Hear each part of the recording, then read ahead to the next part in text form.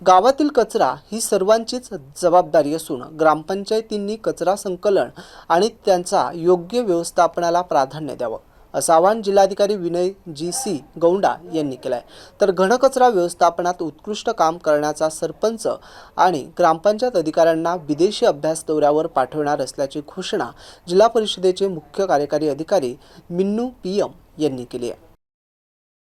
सर्वोच्च न्यायालयाच्या निर्देशाच्या पार्श्वभूमीवर पर्यावरण संरक्षण अधिनियम 1986 अंतर्गत अधिसूचना आणि कचरा व्यवस्थापन नियम 2026 ची जिल्ह्यात प्रभावी अंमलबजावणी करण्यासाठी जिल्हा परिषद पंचायत विभागाच्या वतीने जिल्हास्तरीय प्रशिक्षणाचे आयोजन करण्यात आले। शहरालगतच्या औद्योगिक क्षेत्रासह ऐतिहासिक स्थळे आणि खाम नदी परिसरातील एकूण 58 ग्रामपंचायतीचे सरपंच, ग्रामपंचायत अधिकारी आणि प्रशासक या प्रशिक्षणात सहभागी झाले।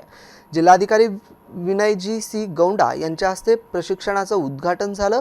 ग्रामपंचायतींनी घनकचरा व्यवस्थापनाचे नियोजन करून नियमाचं पालन न करणाऱ्यांवर दंडात्मक कारवाई करावी, तसेच आवश्यकतेनुसार CSR निधीचा वापर करावा, असे जिल्हाधिकाऱ्यांनी सांगितले। शहरालगतच्या ग्रामपंचायतीमध्ये वाढत्या शहरीकरणामुळे मोठ्या प्रमाणात कचरा निर्माण होत असल्याने नियमित कचरा संकलनाची जबाबदारी ग्रामपंचायत यांनी गांभीर्याने घ्यावी, असं देखील समाज कल्याण सभापती बालाजी सोनटके यांनी म्हटलंय।